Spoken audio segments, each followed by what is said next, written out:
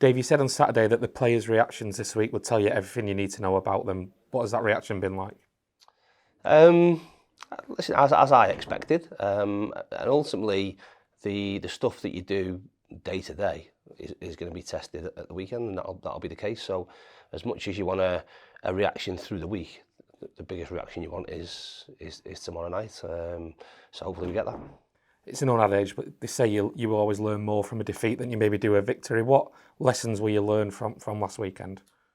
Yeah, it is. It is an old adage. I don't know if I agree with it. I think you maybe analyse more after a defeat. But I suppose that the big learning for the players more than me is that you can have bad spells in games, and we'll have bad spells in games over the course of the season. That might happen again on Saturday.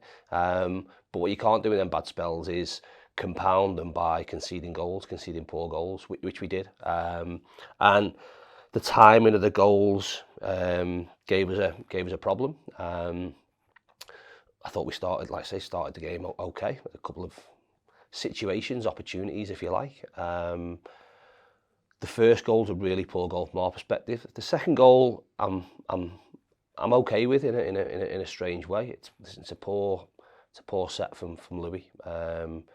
But the decision of what we were trying to do, I'm okay with, because if we'd have got that bit right, then I think it would definitely give us an opportunity going the other way. We then settle, and I suppose the bit where collectively we need to be better on the pitch is to make that decision of how we regain or gain momentum in the game. I just thought we needed to play a little bit over them, a little bit longer, a little bit more forward, and put them on the back foot and earn the right a little bit and buy ourselves some space in the middle part of the pitch. Once we did that, we had some opportunities, and we get ourselves back in the game and then shoot ourselves in the foot with the third goal that we concede.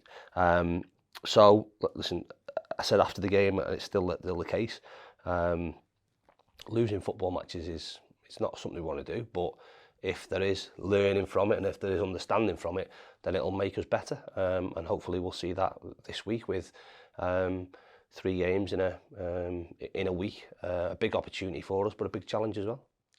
If there was a positive to take from last week, obviously Jack Diamond got his goal at last. I think you've spoke about that before in terms of him just needing one to go in. However it went, obviously not great circumstances in terms of the result, but a big moment for him to kick on now. Yeah, I suppose, yeah, in unfortunate circumstances, because of the outcome, no one probably remembers that Jack scored. So yeah, good for him. You would like it to be in, I suppose, more memorable circumstances for a good reason, but that wasn't the case.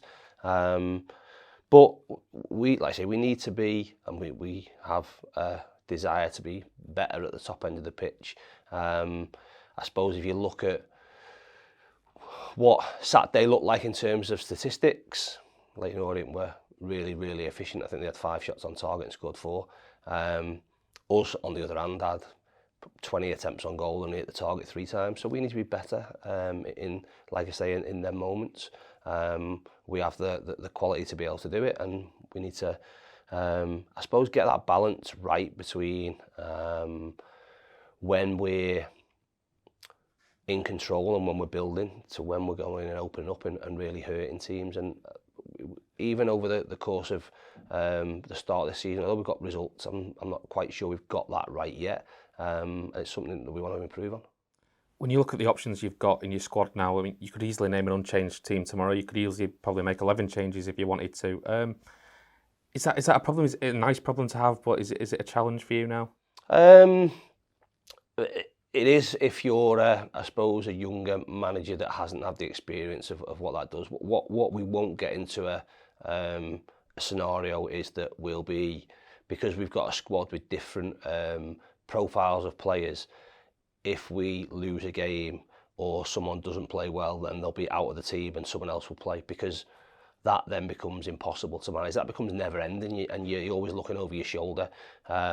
We want to have consistency and continuity in terms of our lineups, but we have different types of players for different types of games. So as the big example will be in those inverted forward positions, be it as wide players in a 4-3-3 or in a 3-4-3. So we have a Fevs, Jack Diamond, Louis, that are dribbling types or wingers, if you like, who will be inverted and will go in, try and isolate people 1v1 and be positive and running behind.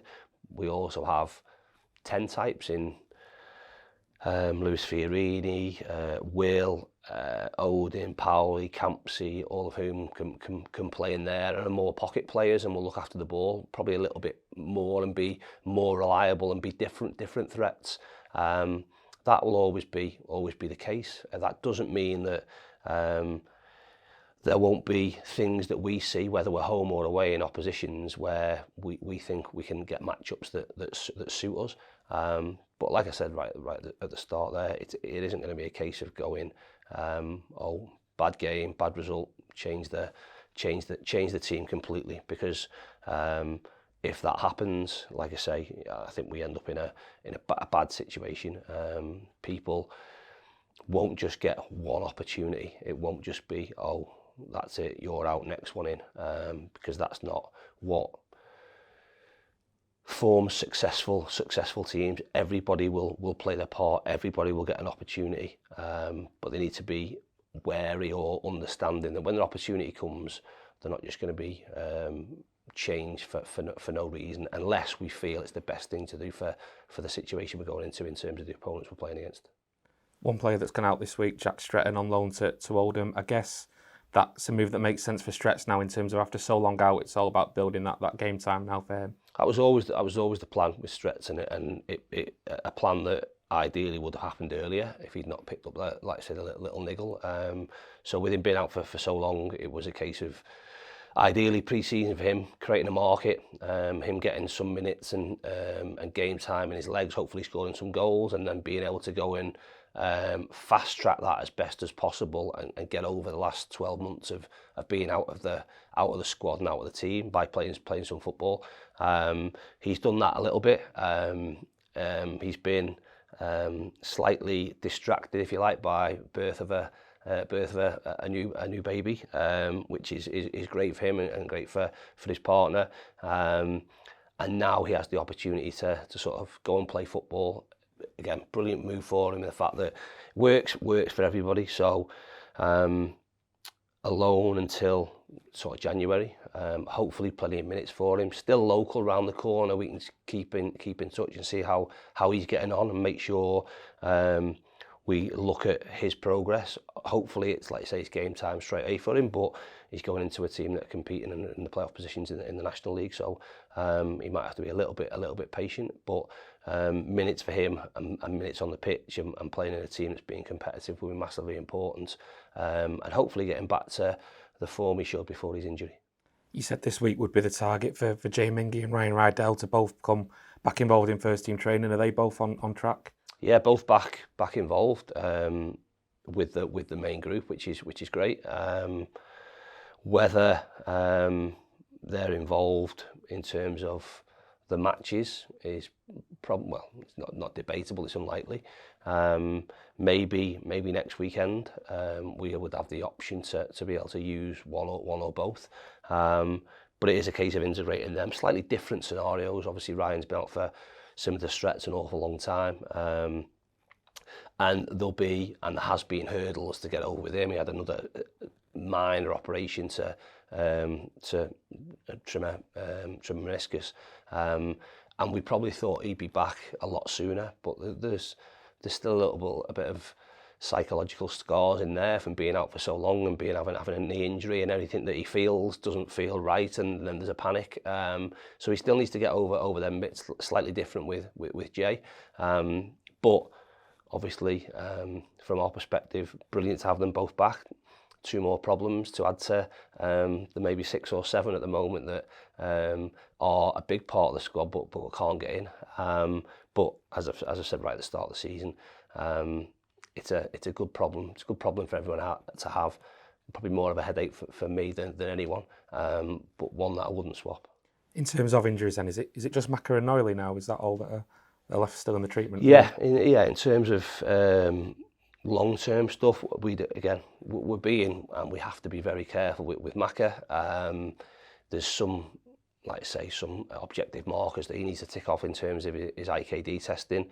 He's flying, and we're probably holding him back a little bit, and being very, very cautious because we hadn't had previous metrics on what he'd done. So without going into too much detail, you look for a 10% disparity between hamstrings and quads, left and right leg. He's just a fraction over that, so he'll have another IKD next week. We feel and think that will be absolutely fine, and then he'll be able to join back in with the group. It's been a long time for him. He's worked his absolute socks off. He's in fantastic condition. We all hope that he gets the rewards for that. And then Noilly's going to be a lonely man after with Maka going. They've formed quite a good, never not had a good relationship, but quite a good bond in terms of who has the biggest biceps in the gym.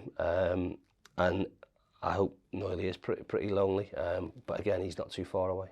Just finally, in terms of Barnsley, playoff semi-finalists last year, third in the table already this year. Do you see this as the biggest challenge that you've faced so far this season? Potentially, I think statistically you'd say yes, but they're different than they were last season. Different manager, different style to a certain degree. So yeah, as a benchmark, you could say it's a challenge in the terms of where they finished last season. Saturday night under lights, great atmosphere always at Barnsley, so a game that we're looking forward to.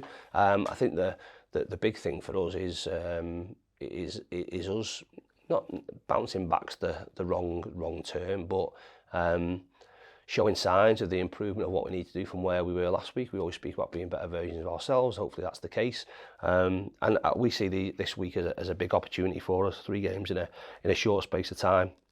And we want to continue to improve, and hopefully we'll see that over the course of the 3 matches. Appreciate your time, Dave. Thank you. Welcome. Cheers. Thank you.